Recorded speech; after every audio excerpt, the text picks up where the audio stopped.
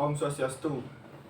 Di sini saya mewakili kelompok saya akan mempresentasikan sedikit tentang pembuatan suling pagongan. Namun sebelum itu, saya memperkenalkan diri terlebih dahulu. Nama saya Putudika Wiguna, NIM 2019-02039. Dan teman saya Imade Dandi Pradana, NIM 2019-02041. Dan Imade Manu Raditya, NIM 2019-02044. Suling pagongan dapat dikategorikan sebagai suling yang sudah umum dikenal oleh lapisan masyarakat.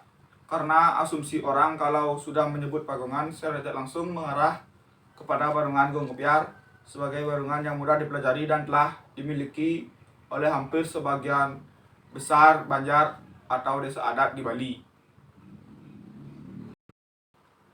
Di sini saya akan menjelaskan tahapan-tahapan membuat suling. Yang pertama yaitu memilih bambu dan memilih waktu untuk memotong bambu. Bambu yang baik digunakan untuk membuat suling yaitu bambu jajang atau bambu Bali asli.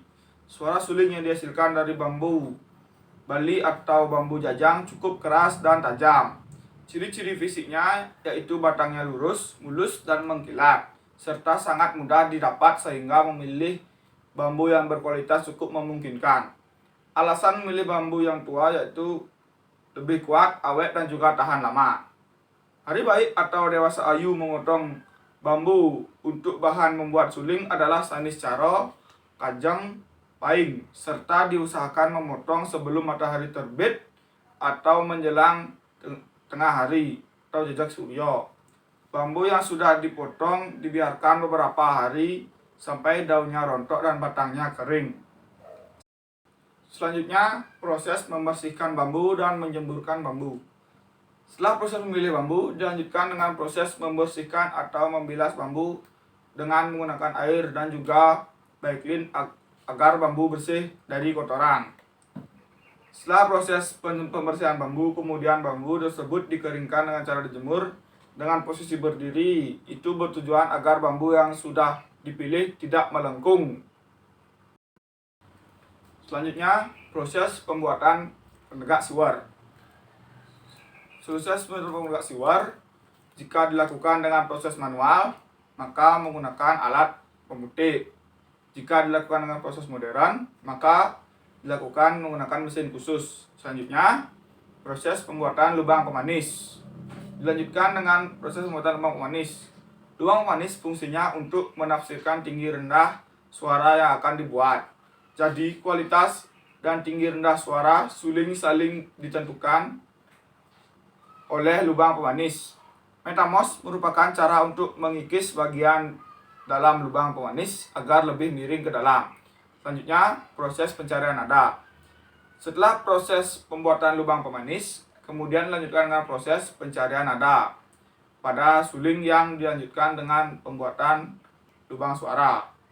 Proses pencarian nada ini menggunakan petuding suling sebagai sumber nada.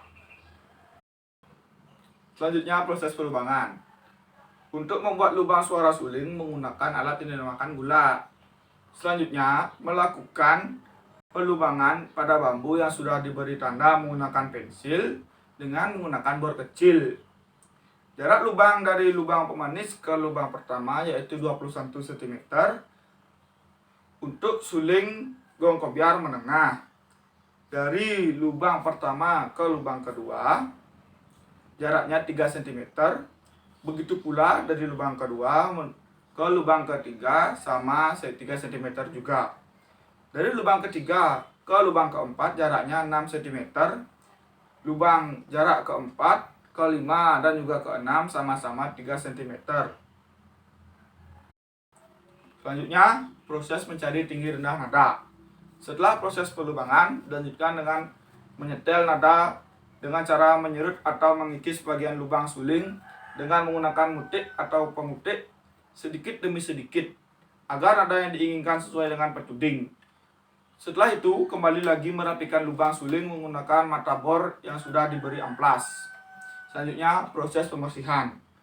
Setelah mencari tinggi rendah nada, dilanjutkan dengan proses pembersihan atau menghilangkan bulu-bulu menggunakan korek api. Kemudian dilanjutkan dengan proses pembuatan siwar. Siwar biasanya dibuat menggunakan bambu tali yang sebelumnya sudah dibagi menjadi beberapa bagian. Umumnya menggunakan 5 bagian bambu. Perbedaan antara siwar bambu dengan siwar pendok yaitu jika menggunakan siwar yang terbuat dari bahan bambu, kemungkinan besar suara yang dihasilkan ketika ditiup akan kurang maksimal. Kalau menggunakan siwar yang berbahan dasar dari pendok, ketika ditiup, suara yang dihasilkan akan lebih maksimal dan juga tidak memerlukan tenaga yang besar untuk meniup suling tersebut. Kemudian masuk ke tahap akhir. Merapikan bagian siwar agar sejajar dengan menggunakan amplas dan pemutih agar tampak rapi. Setelah itu, menyatukan siwar dengan badan suling dan suling sudah siap digunakan. Keunikan dari siwar buatan Bapak Oyan Jendro yaitu pembuatannya sangat rapi, suaranya sangat nyaring atau mes dalam bahasa Bali, dan suaranya sesuai dengan keinginan kita. Demikian yang dapat saya sampaikan. Apabila saya ada salah-salah kata, saya minta maaf yang sebesar-besarnya. Dan akhir kata saya tutup dengan Paramo Santi. Om Santi Santi Santi Om.